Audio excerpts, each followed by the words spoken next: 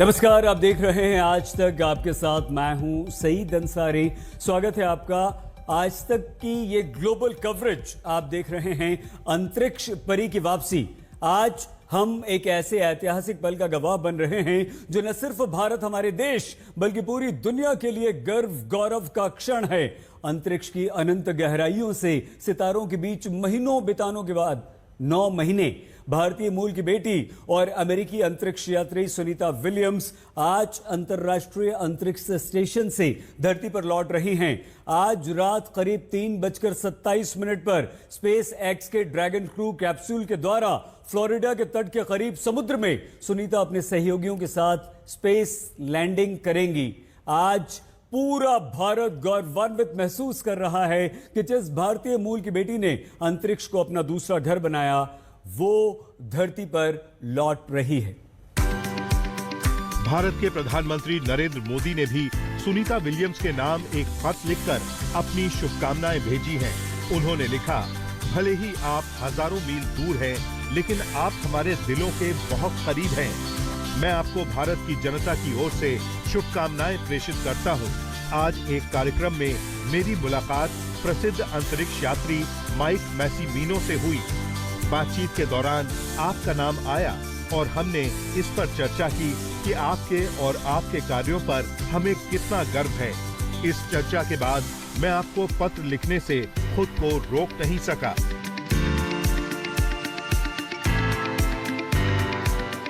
रविवार को जब स्पेसक्राफ्ट इंटरनेशनल स्पेस स्टेशन से जुड़ा था, तो सुनीता विलियम्स समेत बाकी अंतरिक्ष यात्रियों की खुशी का ठिकाना नहीं रहा।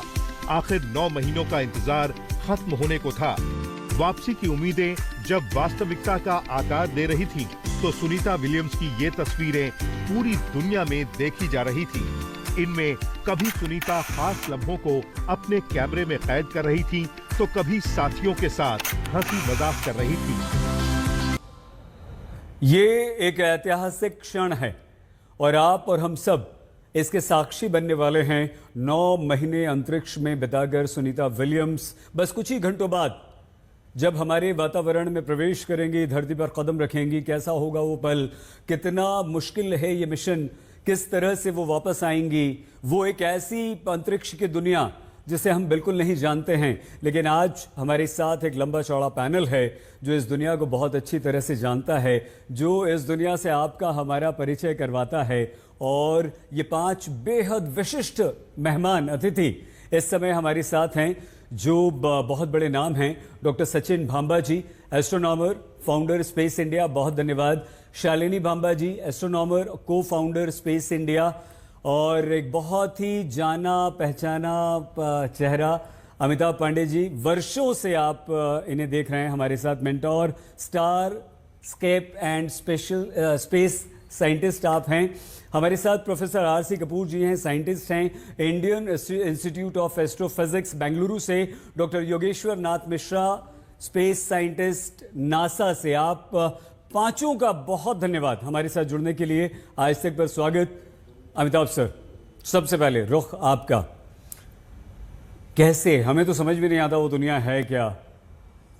हम तो सिर्फ ये देखते हैं कि आसमान है, तारे हैं, लेकिन ये अंतरिक्ष होता क्या है। सुनीता वहाँ कहाँ थी, किस जगह थी, किस रॉकेट में थी, एक आम इंसान की तरह आप मुझे और हमारे दर्शकों को समझाइए। देखिए, इसको हम इस तरह समझ सकते हैं कि हमने धरती के अलावा अपना एक घर बना लिया है, ऑलरेडी बना लिया है, जिसको हम कहते हैं इंटरनेशनल स्पेस स्टेशन। और ये इंटरनेशनल स्पेस स्टेशन पिछले दशक से ज़्यादा हो गया है। ये लगातार हमारी धरती के बिल्कुल ही पास है, बहुत दूर भी नहीं है, हमारे आंचल से अभी भी बंधा हुआ है, धरती के आंचल से। उसमें लगातार अंतरिक्ष यात्री जाते रहते हैं, रिसर्च करते हैं कि हम भविष्य में जब कभी तारों में अपनी बस्तियां बसाएंगे, दूसरे ग्रहों पे बस्तियां बसाएंगे, तो क्या क्या तैयारी की ज़रूरत है। हम इंसानों के शरीर पे क्या असर पड़ता है जो लंबे समय तक अंतरिक्ष में रहते हैं। धरती के गुरुत्वाकर्षण जहाँ बंधे हुए हैं, वहाँ पे माइक्रोग्रेविटी होती है, तो क्या शरीर पर असर पड़ता है, किस तरह वहाँ पे इंडस्ट्री काम करेगी, किस तरह से केमिकल प्रोसेस कैसे काम करती है, पेड़ पौधे कैसे उगते हैं, उनमें क्या बदलाव आते हैं। तो ये लगातार स्टडी चल रही है। और सुनीता विलियम्स भी पहली बार नहीं गई हैं, पहले भी जा चुकी हैं, और इस बार उनका एक एक्सटेंडेड मिशन हो गया जो एक तरह से अच्छा भी है। हमको लग रहा था कि वहाँ अटक गई हैं, फंस गई हैं। दरअसल अंतरिक्ष में हमको जब तक के इंसानों को कम से कम 4-5 साल तक रहने का पूरा स्टडी नहीं हो जाएगा, तब तक हम न मंगल पे बस्ती बसा पाएंगे, न चांद पे बस्ती बसा पाएंगे। तो एक बहुत महत्वपूर्ण काम कर रही थी और वापस आ रही है, और बिल्कुल मुझे पक्का भरोसा है कि सकुशल अच्छे से वापस आएंगी। हम भी आशा करते हैं जी आप अमिताभ जी आपकी इस बात से। शालिनी जी से आप और समझाइए। मैं 2-4 प्रश्न मेरे मन में आए, लेकिन क्योंकि आप दोनों यहाँ पर हैं इसलिए पहले आप हमें बताइए कि इसे हम और अच्छी तरह से किस तरह से समझें। वो इंटरनेशनल अंतरिक्ष पर जो एक स्पेस स्टेशन है जो अमिताभ सर ने अभी बताया हमें, वो कैसा है? जैसे यहाँ कोई, ये जैसे हमारा स्टूडियोज़ है, ये हमारा हेडक्वार्टर्स है आज तक का, इस तरह का कोई स्टेशन है, क्या है वो? थोड़ा सा हमें समझाइए। बड़ा अच्छा सवाल पूछा है आपने। इंटरनेशनल स्पेस स्टेशन, जिसको ISS बोलते हैं, हम उसका निकनेम कह लीजिए या छोटा नाम कह लीजिए, वो एक तरह से हमारा घर है। और अगर आप देखें तो आपके स्क्रीन पे भी दिख रहा है, बिल्कुल एक लैब की तरह है। वो हमारा घर तो है, पर एक तरह से समझिए हम एक बहुत बड़ी लैब का हिस्सा है। उस लैब में एक हम भी हैं जिनके ऊपर एक्सपेरिमेंट चल रहा है। यानी कि इंटरनेशनल स्पेस स्टेशन में रहने का मतलब ये है कि क्या एज ह्यूमंस हम स्पेस में सरवाइव कर सकते हैं। तो हम भी उस लैब का एक हिस्सा हैं और हमारे पे एक्सपेरिमेंटेशन चल रहा है। हमारे को रहने के लिए जो जो चाहिए, जैसे खाना और ये सब भी वहाँ उगाए जा रहे हैं। तो काफ़ी रिसर्च चल रही है। और हाँ, ना आपके घर जैसा दिखता है ना मेरे घर जैसा दिखता है, बट अगर हम एक हाईटेक लैब के अंदर जाएं तो कुछ फील कर सकते हैं। ऐसा दिखता है हमारा इंटरनेशनल स्पेस बहुत स्टेशन। अच्छा। हमें बिल्कुल आइडिया नहीं था जिस तरह से शालिनी जी आपने ये समझाया। डॉक्टर सचिन, क्या ये जो हम विजुअल्स या जो तस्वीरें हमें नज़र आ रही हैं, हम देख रहे हैं, इतनी ही जगह होती है या इसके अलावा भी कुछ होता है? ये इस यान से बाहर भी निकल सकते हैं? सुनीता निकलती होंगी, कैसी ज़िंदगी उनकी वहाँ पर रहती है? देखिए, आप एज्यूम कीजिए कि मुझे स्पेस में एक कॉलोनी बसानी है जी, और उस कॉलोनी का जो पहला स्टेप है वो हमने ले लिया है। तो थोड़ा साइज को अगर विजुलाइज करने की कोशिश करें तो 2 फुटबॉल फील्ड के बराबर हमने बहुत बड़े बड़े ड्रम्स, यानी बड़े बड़े पाइप्स, जिनका डायमीटर जनरली 6 मीटर के आसपास होता है, उनको आपस में कनेक्ट करके एक टनल जैसी बना रखी है। और उसमें अलग अलग विंग्स हैं। एक जगह रहने का विंग है, एक जगह जैसा बताया लैब का विंग है। लेकिन जनरली आप कहीं पे भी जाएंगे, क्योंकि एक नई जगह है, हर जगह शोध चल रहा है, तो जनरली लैब जैसा माहौल रहता है। फिर खूब बड़े बड़े सोलर पैनल्स हैं। और मैं इंटरेस्टिंग सी बात बताऊं तो ये हर 90 मिनट में पृथ्वी का चक्कर लगा लेता है, क्योंकि जैसा अमिताभ ने कहा कि 360 किलोमीटर के करीब लो अर्थ ऑर्बिट में ये कॉलोनी हमारी बसी हुई है जी। और अगर आप थोड़े से लकी हों तो करीब 3-4-5 दिनों में एक बार भारत के ऊपर से जरूर गुजरता है और बहुत ब्राइट सैटेलाइट के रूप में दिखेगा। आप इसको पहचानने में गलती नहीं करेंगे जी। अगर आप जरा सा फॉलो करें तो आपको नेकेड आई दिख जाएगा। इनफैक्ट अभी 4 दिन पहले चांद के आगे से निकला तो हमने चांद पे उसकी पड़ती हुई शेडो के साथ फोटोग्राफ लिया। मौका लगा तो मैं शेयर करूंगा आपसे। तो बड़ी ही इंटरेस्टिंग सी जगह है। और नेचुरली हम पृथ्वी पे तो सारे काम करने लग गए हैं, हमें सब कुछ आता है। लेकिन अगर आप स्पेस में रहना चाहें तो अभी हमें कुछ भी नहीं आता, हम सब कुछ सीख रहे हैं। एक बड़ी नेसेंट सी स्टेज है जिस स्टेज में हमें ये भी नहीं पता है कि हमने अपने रोजमर्रा के जो काम करने हैं वो कैसे करने हैं। हालांकि अब उससे आगे आ चुके हैं, लेकिन अब थोड़ी सी कॉम्प्लिकेसी बढ़ गई है। आप इसको ऐसे समझें, अगर मैंने कपड़े पहन रखे हैं तो मेरी हाथों की कोशिकाएं मुझे बता रही हैं कि ये शर्ट मेरे ऊपर लग रही है। मैं सीट पे बैठा हूं तो मेरी कोशिकाएं बता रही हैं कि मैं सीट पे बैठा हूं। इमेजिन कीजिए कि हर चीज फ्लोट कर रही है। आप जिस पे भी बैठेंगे आपके ब्रेन को कुछ नहीं पता। अब सबसे इंटरेस्टिंग बात है कि आंख का ऑप्टिक जो हमारी इसके अंदर प्रेशर है वो प्रेशर बदल जाएगा। मेरी लंग्स, अगर मैं बाई चांस बाहर निकल जाऊंगा तो मेरे पास ऑक्सीजन नहीं है मेरी लंग्स जिसमें काम कर सकें। सो एक कॉलोनी है जिसके अंदर तो हम पृथ्वी की तरह रह पाते हैं, लेकिन अगर इससे बाहर निकलना पड़े, जिसको स्पेस वॉक की बात कही जाती है, अगर बाहर निकल के काम करना पड़े तो मुझे एक प्रोटेक्टिव सा सूट पहन के निकलना पड़ता है जिसमें मेरे पास ऑक्सीजन होती है। और जहां सूरज पड़ रहा है वहां +200 डिग्री टेम्परेचर और जहां आप सूरज से हट ले वहां -200 डिग्री टेम्परेचर। तो इतनी लंबी चौड़ी वेरिएशन भी वो स्पेस सूट मुझे बचाता है। अभी हम सबको पृथ्वी की इंपॉर्टेंस समझ में आ रही होगी और पृथ्वी एक स्पेस शटल की तरह हमें 1 लाख किलोमीटर प्रति घंटे की स्पीड से सूरज के आसपास घुमा रही है और कितना बढ़िया घर मिला हुआ है। लेकिन वहां ऐसा नहीं है। आप बाहर निकले स्पेस सूट पहन के, अब डर समझिए, स्पेस सूट पहन के मैं काम कर रहा हूं, अगर मैंने अपने सूट में कहीं पंचर कर लिया तो मेरी जान को खतरा। अगर मैंने रस्सी, यानी जिसको टीथर्ड बोलते हैं, मैंने हमेशा अपने आप को कनेक्ट करके रखना है इंटरनेशनल स्पेस स्टेशन से, क्योंकि उसकी स्पीड भी 28,000 किलोमीटर प्रति घंटे की नहीं, इससे भी ज्यादा है, बहुत तेजी से घूम रहा है।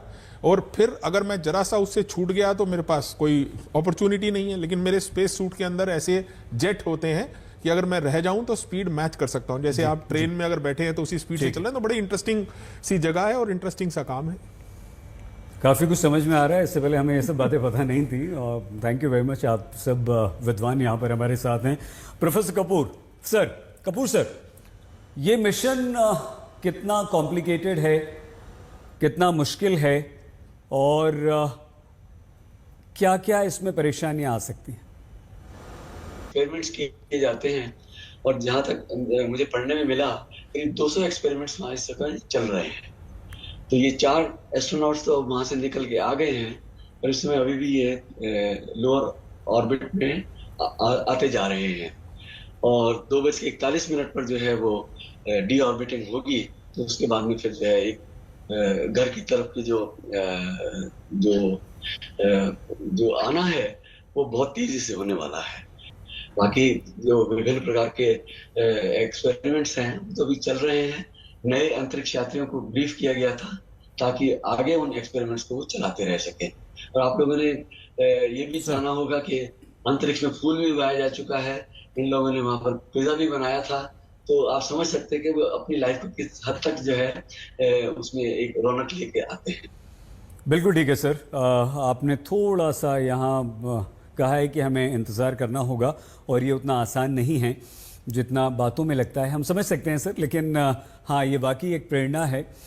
डॉक्टर मिश्रा, योगेश्वर नाथ मिश्रा जी, डॉक्टर मिश्रा, ये एक हीलियम फैक्टर, हम लोग स्टूडियोज़ में बैठे हैं, आप लोग अपने ऑफिसेज या घर में इस समय हैं, यहाँ का वातावरण बिल्कुल अलग है, वहाँ का अंतरिक्ष का बिल्कुल अलग है।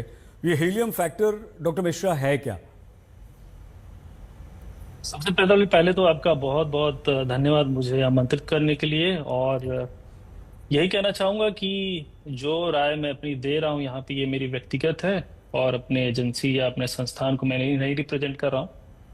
तो आपने हीलियम के बारे में बात किया और सभी ने अभी बताया कि स्पेस का क्या इम्पैक्ट है, स्पेस में हम क्यों जाना चाहते हैं, आईएसएस क्या है। एंड तो मैं बस आपको एक थोड़ा सा डेमो देना चाहता हूँ, हीलियम के बारे में भी बताऊंगा। तो देखिए क्या है कि आप एक तरह से समझ सकते हैं कि जो इंटरनेशनल स्पेस स्टेशन है वो एक तरह से एक प्रयोगशाला है जो कि हमने स्पेस में बनाया है। और ये अर्थ के लोअर ऑर्बिट में है, जिसको लियो बोलते हैं। 400 किलोमीटर के करीब ये है ऊपर, जो अर्थ के ये घूम रहा है। और इसकी रफ्तार जो है वो 28,000 किलोमीटर है और हर एक दिन में ये 16 बार धरती का चक्कर लगाता है। तो जब हम किसी चीज के चारों तरफ घूमते हैं, इसका मतलब कि हम धरती को बहुत डिटेल में भी स्टडी कर सकते हैं। उसके बाद ये है कि हम जो अपने मिशंस लॉन्च करने वाले हैं फ्यूचर में, उसको मद्देनजर कि हम ह्यूमंस को मार्स पे भेजना चाहते हैं, चंद्रमा पे उतारना चाहते हैं। वहां पे हम जाएंगे तो वहां पे ग्रेविटी नहीं होगी या ग्रेविटी का डिफरेंस होगा, तो हमारा शरीर किस तरह से इम्पैक्ट करेगा। और दूसरी चीज ये है कि हम वहां पे जाके किस तरह से पौधे उगा सकते हैं। ये स्पेस स्टेशन पे जाके हम ये सारे एक्सपेरिमेंट करते हैं। दूसरी चीज ये है कि हम वहां पे जाके स्टडी करते हैं कि ह्यूमन बॉडी किस तरह से कॉप अप करेगा ऐसे माइक्रो ग्रेविटी वाले एनवायरनमेंट में। तीसरी चीज ये है कि जो वहां पे 3D प्रिंटिंग भी हम करना सीख रहे हैं कि किस तरह से वहां पे 3D प्रिंटिंग कर सकें, ताकि हम और भी जो मिशंस लॉन्च करना चाह रहे हैं। तो जो ये हीलियम फैक्टर है, जैसे आपने कहा कि हीलियम क्या है या इसकी वजह से ये प्रॉब्लम इसमें आई थी, और उसका रीजन क्या था कि जो स्टार लाइनर है उसमें हीलियम जो है हमने यूज किया है प्रपोल्जन सिस्टम को बेसिकली एक हाई प्रेशर प्रोवाइड करने के लिए। अगर हीलियम लीक हो जाएगा वहां से तो होगा क्या कि जो हमारा प्रपोल्जन सिस्टम है वो ठीक से काम नहीं करेगा। और ये प्रॉब्लम आई जो जब स्टार लाइनर बोइंग का गया वहां पे, जब हम डॉकिंग करने वाले थे।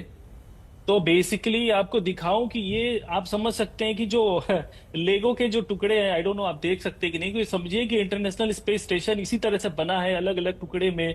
और इसकी हिस्ट्री भी बड़ी इंटरेस्टिंग है कि रसिया और अमेरिका जो है वो धरती पे लड़ाई कर रहे हैं लेकिन स्पेस में कोऑपरेट कर रहे हैं। एक तरफ से एक जो मॉड्यूल है वो पूरा रसिया का है, दूसरा मॉड्यूल जो है वो अमेरिका का है, जिसके साथ कैनेडियन स्पेस एजेंसी, फिर जापानीज स्पेस एजेंसी, उसके बाद यूरोपियन स्पेस एजेंसी, सारे कोलैबोरेट कर रहे हैं। तो जब हीलियम लीक हुआ तो उसके बाद हुआ क्या कि जो प्रोपल्जन सिस्टम है वो काम करना बंद कर देगा। और जब वो काम करना बंद कर देगा तो ऑलरेडी हमको इतना सारा रिस्क है जैसे और जो भी यहाँ पे बता रहे हैं सारे एक्सपर्ट्स कि देखिए वहां पे ये इम्पैक्ट पड़ सकता है, रेडिएशन का क्या इम्पैक्ट होगा, तो हम इस रिस्क को मिनिमाइज करना चाहते हैं। और जो हम जिस मॉड्यूल के या जिस प्रोपल्जन सिस्टम को लेके जा रहे हैं, अगर वही खराब हो जाएगा तो आगे चल के मान लीजिए कि हम ठीक है उसको वहां पे तो डॉकिंग जो मैनेज कर लिए, लेकिन जब हम एंटर करेंगे बाद में तो वहां पे प्रॉब्लम हो सकती है। और हमने ये जब कोलंबिया से सीखा है कि जी हम कोई भी रिस्क नहीं ले सकते हैं।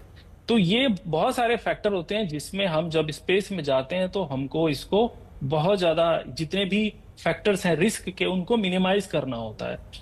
ठीक है जी बिल्कुल बिल्कुल ठीक है मिश्रा जी। अमिताभ सर, ये सुनीता विलियम्स फंस गई वहाँ पर, खबर ये आई, हमने भी यही बताया, और वो इतने समय के लिए नहीं गई थी जितना समय उन्हें हो गया, 9 महीने हो गए। कैसे फंस गई, क्या हो गया था, क्या खराबी आ गई थी, और वापस उन तक पहुंचने में हमें इतना समय क्यों लगा?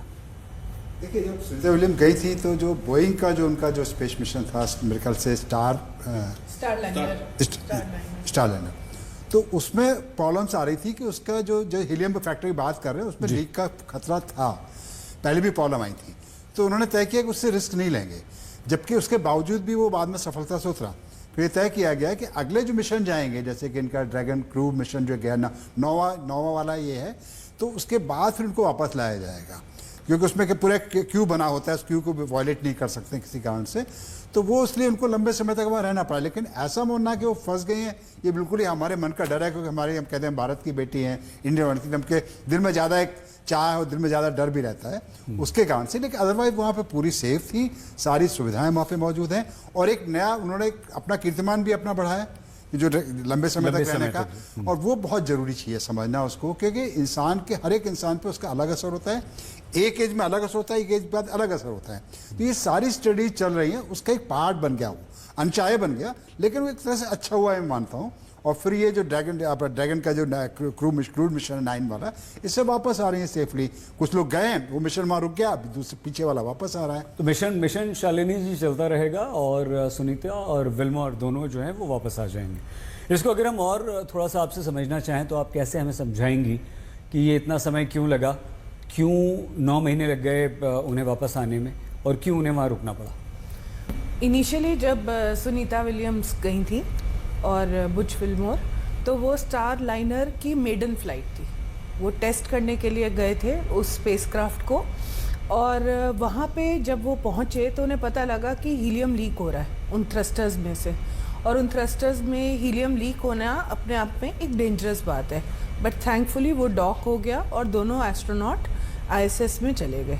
इनिशियली उन्हें 8 या 9 दिन वहाँ पे रहना था, बट और फिर वो ट्राई करते रहे कि उसमें इम्प्रूवमेंट आ जाए, तो जो जिस विमान से गए हैं उसी विमान से वापस आना था, क्योंकि उसकी ही टेस्टिंग करने के लिए गए हुए थे वो दोनों। जब उन्होंने वहाँ टेस्ट करते रहे स्पेस के अंदर, तो इसमें उनको 2 से 3 महीने लगे ये बात समझने में और ट्राई करने में, क्योंकि टेस्टिंग वहाँ हो रही थी। अब विमान वहाँ पे डॉक्ड था ISS के साथ, तो चेक करने में उन्हें टाइम लगा, और इसमें 2-3 महीने निकल गए। फिर ये डिसाइड किया गया कि इतने 2 एस्ट्रोनॉट्स और 2 ह्यूमन लाइफ को इतने डेंजर में नहीं डाला जा सकता है। ये अपने आप में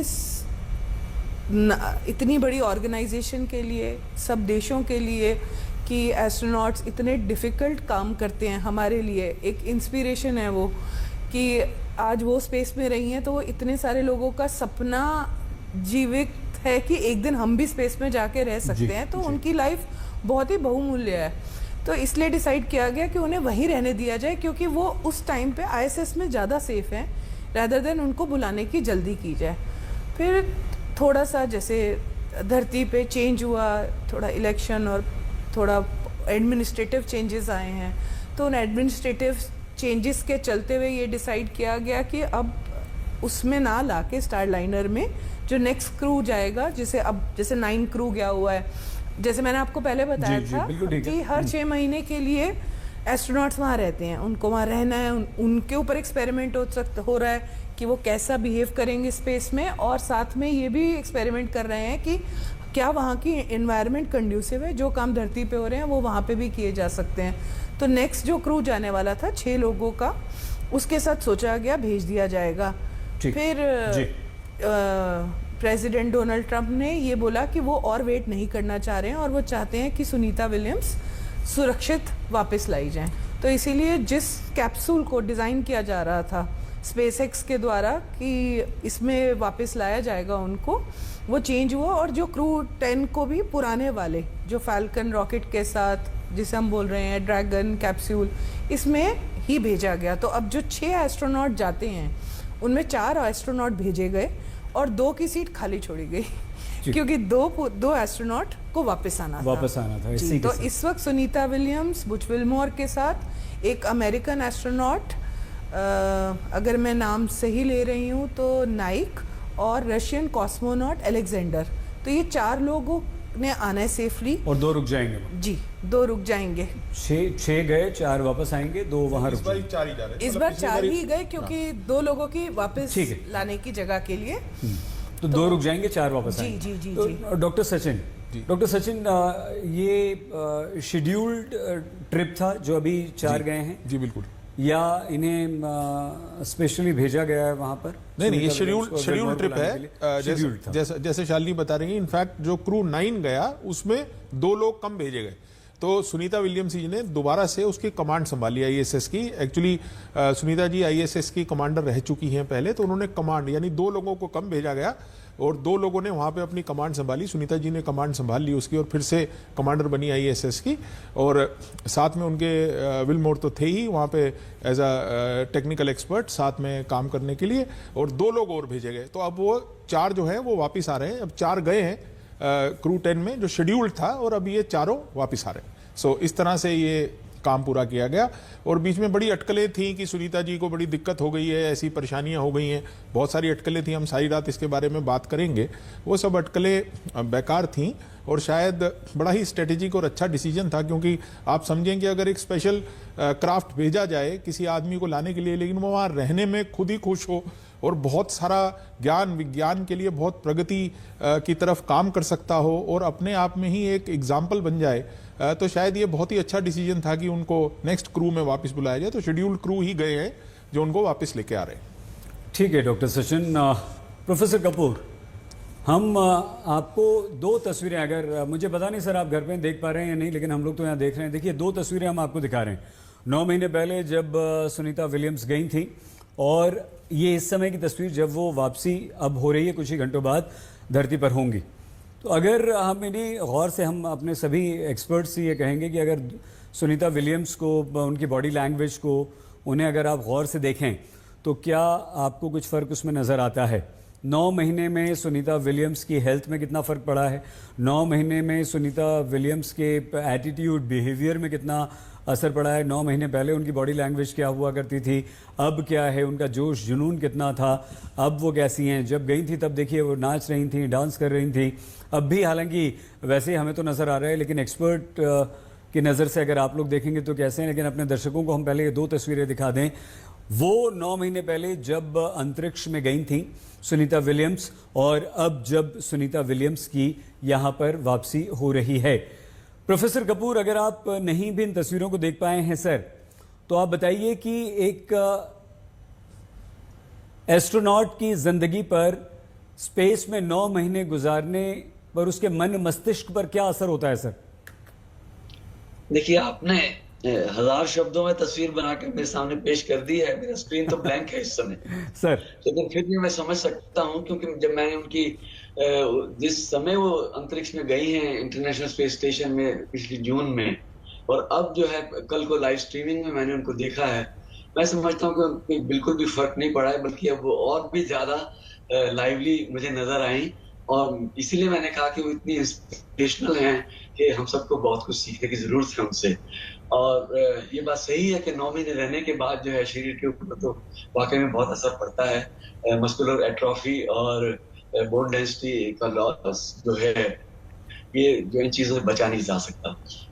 जो नया क्रू वहां गया है उनमें एक एन मैक्लेन है, उन्होंने ये स्टेटमेंट किया था कि space flight is tough but humans are tougher.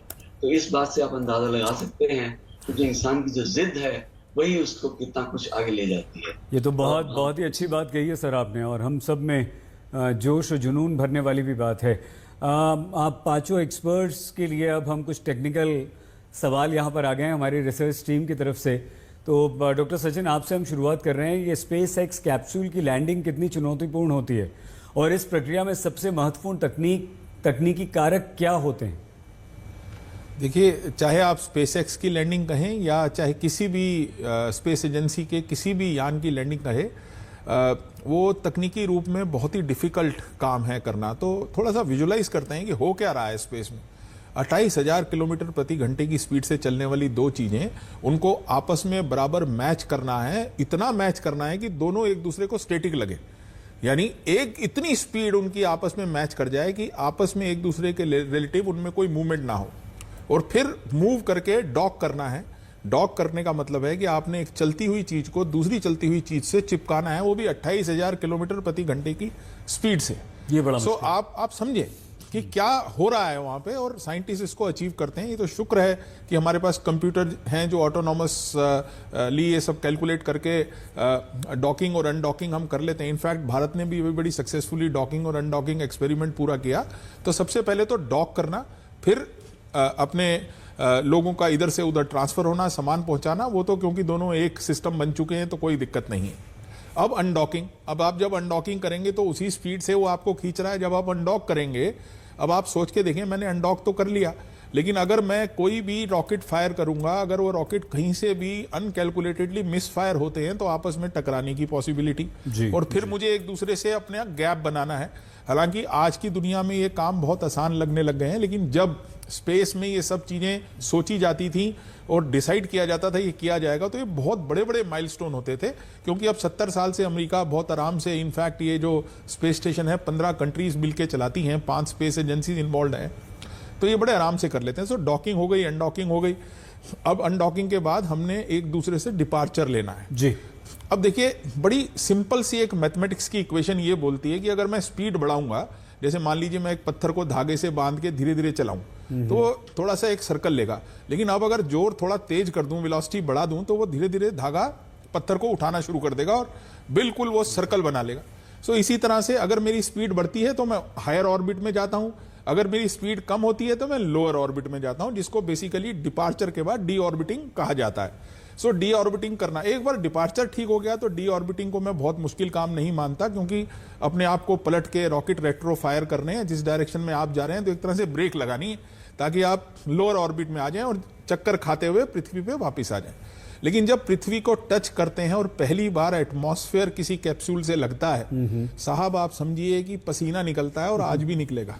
चाहे जितना मर्जी आप कहें कि विज्ञान तरक्की कर गया है, लेकिन एक बार वो घर्षण, याद कीजिए आपको टूटते हुए तारे दिखते हैं जी, तो वो पत्थर होते हैं जो पृथ्वी के वातावरण से टकराते हैं और क्या चमकते हैं, क्या ब्लास्ट होते हैं।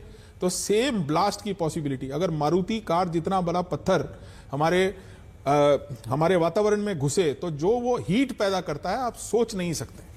और उस हीट से बचाने के लिए उसके आगे ऐसे एलिमेंट्स लगे हैं जो उसको हीट से बचाते हैं। अगर उनमें से कुछ भी काम नहीं किया तो 1 मिनट लगेगा सिर्फ धमाका होने। इतना डेंजरस ये काम होता है, और ये सिर्फ मैं स्पेस एक्स के कैप्सूल से नहीं कह रहा हूं, ये एक एक्सीडेंट हम लोग देख चुके हैं जी। बिल्कुल, हम सब जानते हैं, हमारी भारत की दूसरी बेटी, उसके बारे में बात भी नहीं कर सकते, नहीं करना चाहते हैं, है ना सर। एंट्री का जो एंगल होता है एटमॉस्फेयर में, आप किस एंगल से टकराएंगे, सीधे गए तो 1 सेकंड में ब्लास्ट हो जाएगा। बस। अगर आपने ज्यादा स्लो एंगल ले लिया तो आप बाउंस कर जाएंगे, जब पत्थर को पानी, गिट्टी को पानी को उछालते हैं। अब हम साइंटिस्ट थोड़े लालची भी होते हैं। अब जब तक वो री एंट्री कर रहे हैं तो उसके एंगल को मेंटेन करने से पहले खिड़कियां खोल रखी हैं, ताकि चलते हुए भी एक्सपेरिमेंट होते रहें, क्योंकि कुछ भी हो हम एक्सपेरिमेंट जरूर करेंगे। अब उससे जस्ट पहले आपने अपनी खिड़कियां बंद करनी है, जिसको इसमें प्रॉपर एक स्टेज कहा जाता है। तो 7 स्टेज की री एंट्री होती है, तो वो खिड़कियां बंद होंगी और बंद होने के बाद उसका नोज कोन रेडी होगा, उस एंगल पे हिट करेगा। हिट करने के कुछ सेकंड तक मेरी सांसें जरूर अटकी रहेंगी, और मैं जानता हूं पैनल में हम पांचों की सांसें अटकी रहेंगी। उसके बाद जब एक बार वो कुछ सेकंड के लिए उस एटमॉस्फेयर में चल पड़ेगा, रुक जाएगा, तो स्लो हो जाएगा, तो फिर वो लैंडिंग जो है वो सेफ है। केवल ड्रॉप होना है। पैराशूट में कोई ग्लिच की पॉसिबिलिटी नहीं है, क्योंकि कई सालों से बहुत पैराशूट डिजाइन हो चुके हैं। सो आज की डेट में अब तक जो हो चुका है, उसके बाद मुझे सिर्फ एक ही समय पे लगता है जब वो री एंट्री करेगा तो थोड़ा सा कंसर्न रहेगा, अदरवाइज कोई बात नहीं है। लेकिन तकनीकी रूप से अगर बोलूं, स्टेटिस्टिकली बोलूं, तो आज की डेट की सबसे सेफ जर्नी है ऐसे एक्सीडेंट्स या ट्रैवलिंग इन। क्या बात कर रहे हैं? बिल्कुल बिल्कुल अरे, एग्जैक्टली। क्यों डरा रहे हैं फिर आप इतना में? नहीं, मैंने डराया नहीं है, मैंने आपको सिर्फ खतरे का आभास करवाया। जी जी नहीं, रिस्क है और जी फिंगर क्रॉस, हम सब यही दुआ कर रहे हैं, प्रार्थना कर रहे हैं कि ठीक आ जाएं। डॉक्टर मिश्रा, क्योंकि हम ये टेक्निकल सवालों के दौर में हैं, तो सुनीता विलियम और उनके साथी विलमोर की सिक्योरिटी, सुरक्षा को सुनिश्चित करने के लिए कैप्सूल में कौन कौन से सेफ्टी फीचर्स अपनाए गए हैं? देखिए, पहले तो मैं ये बताना चाह रहा हूँ थोड़ा टेक्निकली कि किस तरह से हम उस कैप्सूल से बेसिकली वो कैप्सूल जो है डिजाइन हुआ है। दूसरी चीज ये भी बताना चाहता हूँ कि किस तरह से ये पूरा मतलब जो हमारा जो स्पेस क्राफ्ट है वो किस तरह से वापस आता है। तो जैसे सर अभी बता रहे थे कि इसमें बहुत सारी ऐसी कॉम्प्लिकेशंस चीजें होती हैं और इस चीज को एक एक चीज को हमें मनूवर करना होता है। तो जब हम वापस आना चाहते हैं तब ज्यादा डिफिकल्ट होता है मेरे ख्याल से, रादर देन जब हम जाते हैं। ठीक है, तो जब हम बेसिकली सबसे बड़ी चीज है कि हम एक तो कैप्सूल के अंदर वो प्रेशर मेंटेन करना चाहते हैं। दूसरी चीज की क्योंकि हम एक इंसान हैं और हमें ऑक्सीजन की जरूरत है, तो जिस तरह से हम अभी आपसे बात कर रहे हैं ऐसे एटमॉस्फेयर में रहना चाहते हैं, वही चीज हम चाहते हैं कि हमारे कैप्सूल के अंदर मेंटेन रहे।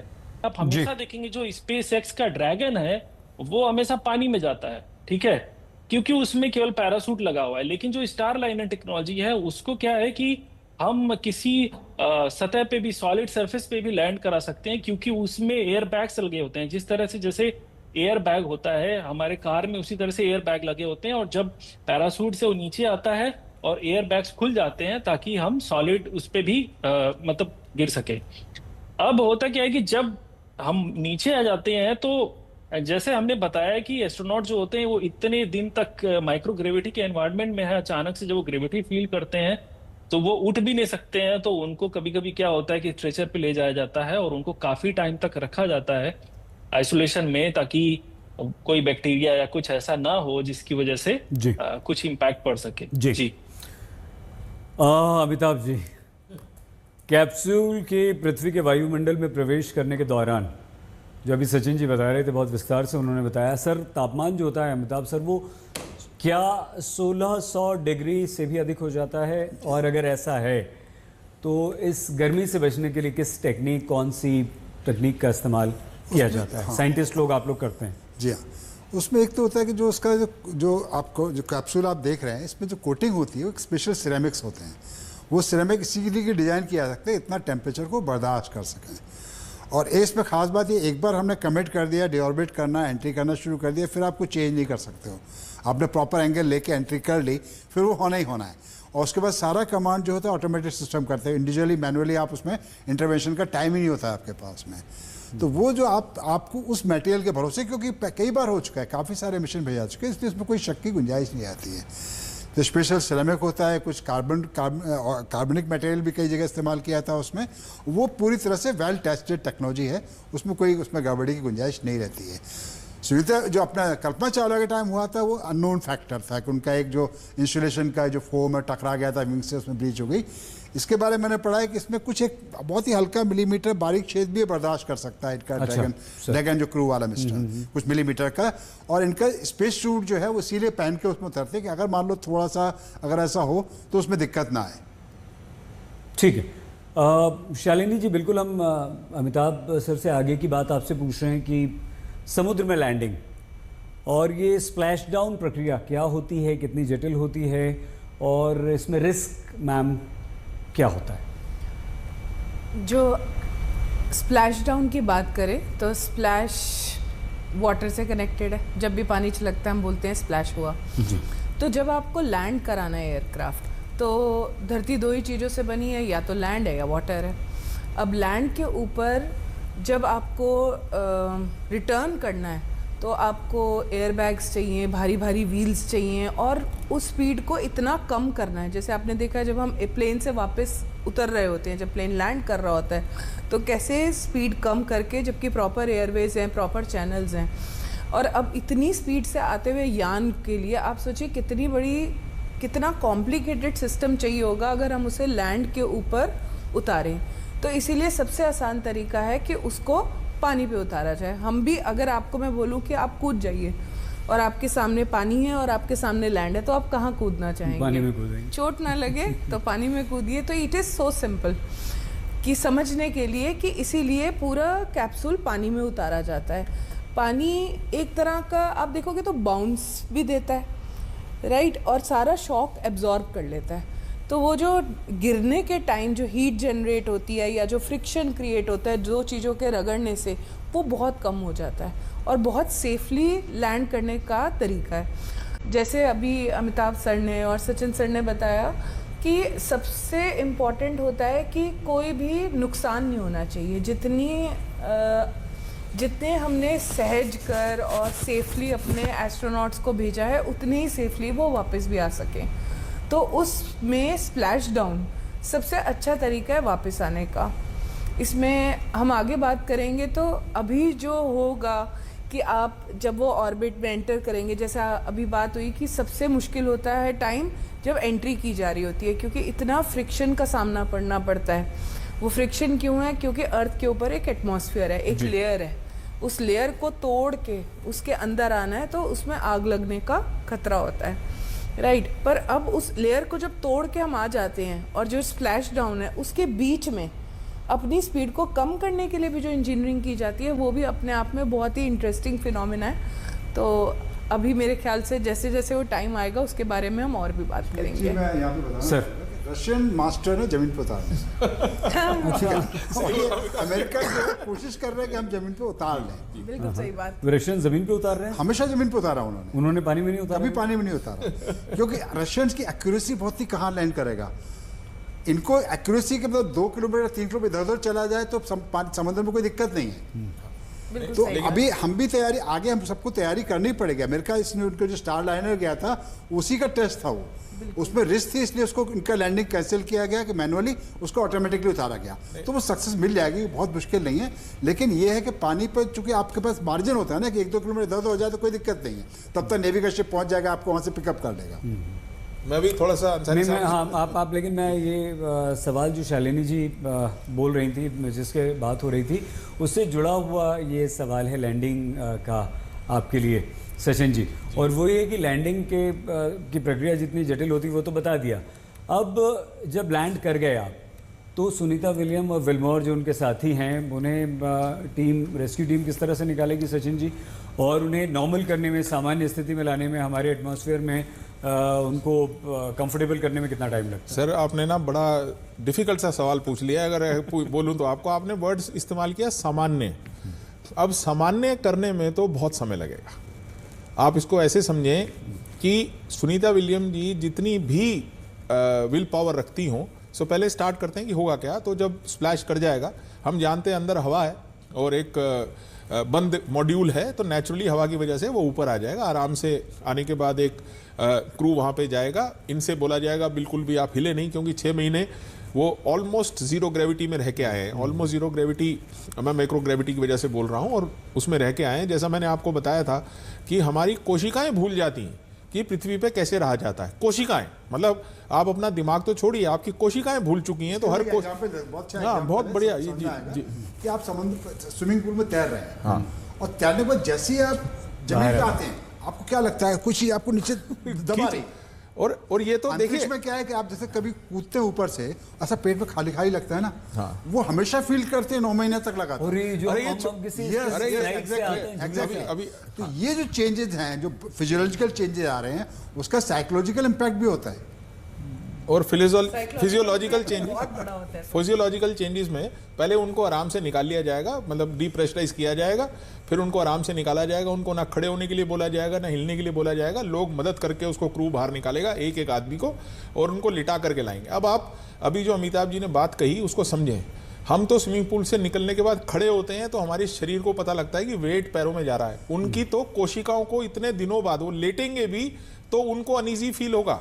4 चीजें याद रखें, आंख, हमारा दिल, ये बहुत दिक्कत में आ जाते हैं। हमारी हड्डियां, ये बहुत दिक्कत में आते हैं। और आप यकीन माने कि ऐसा लगता है कि यार क्या बेकार जगह पे ले आए, मुझे वापस स्पेस में भेज दो। मतलब आपको सच बता रहा हूँ, 2 घंटे तो मैं यहाँ ऐड करूंगा कि आप जैसे बोल रहे हैं कैसा वातावरण होता है। आप सोचिए रेल के डब्बे में आप अंदर हैं, छोटा सा डब्बा है, वहां कोई बिस्तर नहीं है, कोई फर्श नहीं है, कोई छत नहीं, कोई दीवार नहीं है। आपको वहां पर किसी भी दीवार से आपको बेल्ट से बांध लेना, अपने आप को सो जाना है। आप बिस्तर की नरमी भूल जाते कैसी होती है। अच्छा, आप तीनों ने एक्सपेरिमेंट किया है ऐसा कुछ यहाँ? सर हम लोग, हमारे पास पृथ्वी नहीं क्रिएट करके ऐसा कुछ जो अभी एग्जांपल लिया, इसका एक्सपेरिमेंट सबसे ज्यादा पानी में, इनफैक्ट एस्ट्रोनॉट्स सारी ट्रेनिंग पानी में पृथ्वी में भी तैयार किया जाता है, तो पानी में ही हमारे को ट्रेनिंग रखी जाती है। हम भी पानी में ये ट्रेनिंग करते हैं। तो जिस तरह में पानी में हर चीज, आप समझिए कि मैंने ये बोतल छोड़ी, मेरे दिमाग को पता है नीचे गिरेगी, लेकिन अगर मैं बोतल छोड़ूं और यहीं अटक जाए, यहीं अटक जाए, यहीं खड़ी है, उसे कोई मतलब नहीं गिरने गिरने का, ना कुछ ऊपर है ना कुछ नीचे है। लौट के आते हैं लोग, एस्ट्रोनॉट ने पेन निकाला, कुछ लिखा, ऐसे छोड़ दिया। ऐसे छोड़ने की आदत पड़ी हुई है। अब समझिए, हवा में छोड़ दी, आप हार्ट को सोचिए, 1 मिनट के लिए सोचिए, हार्ट के पास दिमाग है, उसे कोई जोर ही नहीं लगाना पड़ रहा है, क्योंकि यहाँ पे तो ब्लड जब पंप करता है पैरों में जाता है तो बेचारे को खींचना पड़ता है। वहां तो कोई ऐसी प्रॉब्लम ही नहीं है, ग्रेविटी है ही नहीं, हल्का सा चमकता है सब तरफ खून। अब जैसे ही वो आकर के नीचे आएंगे, उस हार्ट को दोबारा काम करना पड़ेगा, और एक बार वो भी बोलेगा अरे भैया मैं नहीं कर रहा हूँ, ठंडा हो गया, उसकी मसल्स तो कमजोर हो गई हैं। आप समझिए, मतलब ये बहुत ही कॉम्प्लिकेटेड प्रोसेस है। करीब 45 दिन लगेंगे इनको अभी आज सामान्य रूप से पृथ्वी पे रहने में। सामान्य शब्द मैंने इसीलिए आपका पकड़ लिया था, क्योंकि सामान्य होने में तो अगर मैं इसको साइकोलॉजिकल बोलूं कि वो सामान्य कब हो पाएंगी, तो मुझे ये लगता है कि जितना मैं सुनी को जानता हूं, क्योंकि मेरी पर्सनल मित्रता है उनके साथ, तो जितना मैं उनको जानता हूं थोड़ा जल्दी कर जाएंगे। लेकिन अगर के साथ जी, क्या बोला आपने? सुनी? जी, उनको सुनी ही कहा जाता है हमारे सुनी विलियम्स। सो जितना मैं उनको जानता हूं, करीब 4-1 महीने में वो फुली रिकवर करेंगी, जब एक्चुअली भाग पाएंगी, क्योंकि उनका बैलेंस आउट होगा। आप सोच भी नहीं सकते कितनी कॉम्प्लिकेशन होती है हमारे ब्रेन में। हम कुछ पर्सनल सवाल भी उनके बारे में पूछेंगे आपसे थोड़ी देर बाद। आप प्लीज कंप्लीट कीजिए जी, क्योंकि अभी हम बड़ी टेक्निकल बातें कर रहे हैं दोस्तों, इसलिए। सो हमारे ब्रेन में हमारे बैलेंस को रखने के लिए ग्रे पानी है हमारे सेंटर में, जो हमारे को बताता है हमारी ओरिएंटेशन क्या है, जैसे गायरोस्कोप की तरह। आप सोचिए वो पानी भी हवा में हो जाता है, तो ब्रेन को भी नहीं पता है कि क्या होने वाला है, और ये सब रिवाइव होगा। और कई दिनों तक उनको पहले तो सिर्फ अपने कंट्रोल लेने होंगे। हमारी सेल्स को, हमारी नर्व्स को, वो प्रेशर बंद हो चुका है, ब्लड का उतना प्रेशर नहीं है, आंखों में उतना प्रेशर नहीं है, कान ठीक से सुन नहीं पा रहे हैं, क्योंकि बहुत दिक्कत वाला समय रहता है जब वो वापस आते हैं। एक बार जैसे बच्चा पैदा होता है और कहता है ना कि भाई मेरे को क्या आप गलत जगह पे ले आए हैं, रोता है, उस तरह से एस्ट्रोनॉट को ये फीलिंग होती है। लेकिन ट्रेनिंग इतनी जबरदस्त होती है, इतनी मैच्योरिटी होती है, सब बातें की गई होती हैं, उनसे साइकोलॉजिकली प्रिपेयर किया गया होता है। वो जानते हैं कि कुछ देर में नॉर्मल हो जाएगा, वरना मुझे तो ये लगता है कि एक बार तो मन ये करता है भैया वापस भेज दो, ये बहुत गलत जगह पे आ गए हैं। नहीं, लेकिन ये बहुत मुश्किल भी है, और आप सभी लोगों की हिम्मत को हमारा सलाम कि आप लोग इतने डिफ़िकल्ट मिशन को इतना अच्छी तरह से, इतने ह्यूमर के साथ कर रहे हैं, हंसी मजाक में उसे बता रहे हैं, और बहुत अच्छी तरह से आपने इसे समझाया भी है। हम डॉक्टर मिश्रा, क्योंकि आप नासा से जुड़े हुए हैं, अगर मान लीजिए स्पेस एक्स का ये मिशन जो है वो सक्सेसफुल है, तो गगनयान हमारा भी एक मिशन है, क्या उससे कुछ हमें फ़ायदा हो सकता है, हम कुछ उससे सीख सकते हैं डॉक्टर मिश्रा? सर देखिए, जितने भी स्पेस मिशन है ये कहीं ना कहीं साइंस को और ज़्यादा ऐड ऑन करते हैं, और हर एक मिशन से हम एक नई जानकारी ले सकते हैं।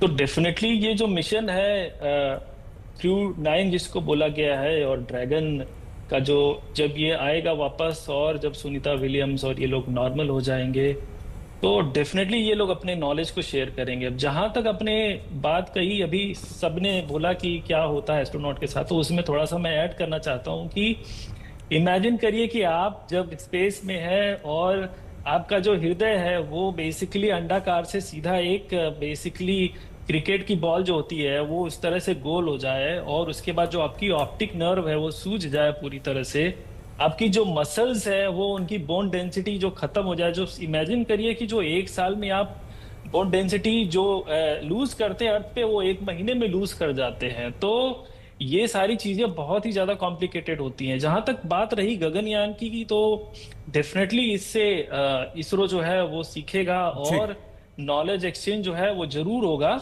और मैं यही कहना चाहूंगा कि डेफिनेटली जो गगनयान है उसका जो मिशन है, ऑलरेडी मैंने सुना कि शायद डिले हो गया है कुछ टाइम के लिए, डेफिनेटली इससे बहुत ज्यादा फायदा फायदा वाला होगा। है डॉक्टर और मिश्रा, जो जी। भी नॉलेज मिलेगा जी, आप चारों हमारे चारों स्पेस साइंटिस्ट हमारे साथ बने रहेंगे और 3 घंटे से बस कुछ थोड़ा सा अधिक समय सुनीता विलियम्स धरती पर होंगी। हम नॉन स्टॉप ग्लोबल कवरेज आज तक पर जारी रखेंगे। हमारे एक्सपर्ट्स हमारे साथ रहेंगे और हम चर्चा करते रहेंगे ये मिशन कितना कॉम्प्लिकेटेड है, कितनी मुश्किल होगी, किस तरह से वो धरती पर आएंगी।